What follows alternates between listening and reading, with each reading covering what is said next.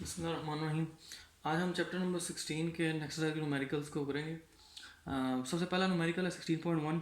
N alternating current is represented by the equation I is equal to 20 sine 100 pi T.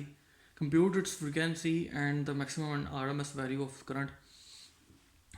First numerical है एक alternating current है जिसको इस equation से represent किया गया I is equal to 20 sine 100 pi t से। Question ये कर रहे हैं कि इस क्वेश्चन को यूज़ करते हुए इस करंट की फ्रिक्वेंसी, इसकी पीक वैल्यू और आरएमएस वैल्यू को फाइंड करें। इस मकसद के लिए हम एक जनरल इक्वेशन जो है इंस्टेंटेनियस करंट की उसको लिखते हैं I equal to I naught sine 100 2 pi f t. हम इस क्वेश्चन को क्वेश्चन नंबर 1 का नाम दे देते हैं, इसे क्वेश्चन नंबर 2 का नाम दे देते हैं। अब अगर इन दोनों क्वेश्चन को हम कंपेयर करने के बाद अगर हम इनके एंगल्स को कंपेयर करें तो हमारे पास ये आ जाता है 2 pi f t is equal to 100 pi t. अब इस रिलेशन के अंदर पाई पाई से कट रहा है, टी टी से कट रहा है, उसके बाद टू हमारे पास आ जाएगा 2f is equal to 100।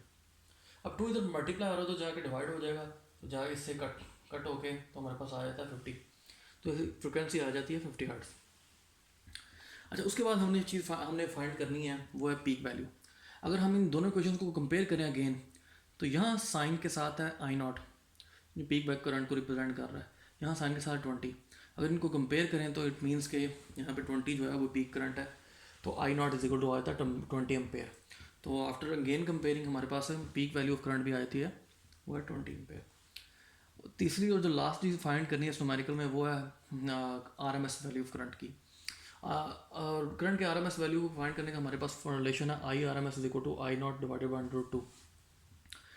I not हम ऑलरेडी फाइंड कर चुके हैं, इसकी वैल्यू को 20 को इधर पुट करते हैं इस मामले में और सॉल्व करें तो हमारे पास 14 एम्पेयर आंसर आ जाता है। इस तरह से इसकी जो आर एम एस वैल्यू है वो आ जाती है हमारे पास 14 ampere.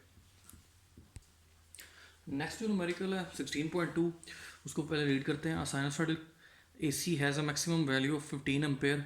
What are its RMS values? If the time is recorded from the instant the current is 0 and is becoming positive, what is the instantaneous value of the current after 1 hour 300 seconds given the frequency is 50 Hz? Question है कि एक AC current है जिसकी peak value है 15 ampere. कहते हैं अगर हम टाइम रिकॉर्ड करें स्टार्ट से मतलब ज़ीरो से, तो अगर उसका 0 से 1 आवर 300 सेकेंड टाइम तक अगर करंट पास करता है तो उसकी आरएमएस वैल्यू और उसकी इंस्टेंटेनियस वैल्यू क्या होगी वो हमने फाइंड करनी है, और फ्रिक्वेंसी है हमारे पास 50 हर्ट्ज। इस मकसद के लिए दो चीज़ें हमने फाइंड करनी है, एक रूट मीन स्क्वायर वैल्यू और एक peak instantaneous value. Root mean square value of current को फाइंड करने का हमारे पास रिलेशन होता है I R M S is equal to 0.707 multiply by I not. I not हमें गिवन है 15, इसकी वैल्यू इधर पुट की और मल्टीप्लाई करते तो हमारे पास आता है 10.6 एम्पेयर जो रूट मीन स्क्वायर वैल्यू है करंट की।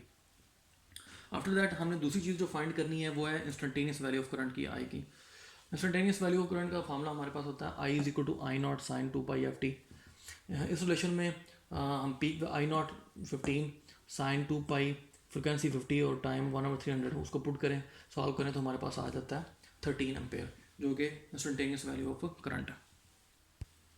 Next numerical 16.3, find the value of the current and inductive reactance when AC voltage of 220 volt at 50 Hz is passed through an inductor of 10 Henry। एक AC voltage है 220 volt की, उसको एक inductor में से पास करवाया जाता है जिसकी इंडक्टेंस गिवन है। हमने करंट और इंडक्टिव रिएक्टेंस इसकी कैलकुलेट करनी है। तो बच्चे यहाँ पे वोल्टेज की वैल्यू 220 वोल्ट गिवन है, फ्रिक्वेंसी 50 हर्ट्ज है, इंडक्टेंस 10 हेनरी और एक्सएल और आई इंडक्टिव रिएक्टेंस और करंट हमने फाइंड करना। अच्छा, सबसे पहले इंडक्टिव रिएक्टेंस फाइंड करनी है, उसके लिए हमारे पास फार्मूला था XL is equal to 2 pi F L. यहाँ पे इस फार्मूले के अंदर हम वैल्यूज पुट करेंगे, पाई की वैल्यू 2 इस तरह ही आ गया, पाई की वैल्यू 3.14, फ्रिक्वेंसी है 50 और इंडक्टेंस है हमारे पास 10। इसको वैल्यूज पुट करें, उसे मल्टीप्लाई करें, सॉल्व करें तो हमारे पास 31040 ओम हमारे पास इंडक्टिव रिएक्टेंस आ जाती है। उसके बाद दूसरी वैल्यू जो हमने फाइंड करनी है वो है करंट। इंडक्टिव रिएक्टेंस का करंट के साथ जो रिलेशन है XL is equal to V over I. इस फॉर्मूले से हम करंट को सेपरेट कर लेते हैं, करंट को हम इस तरफ ले आते हैं, एक्सएल को इधर ले आए, तो हमारे पास ये रिलेशन आ जाता है।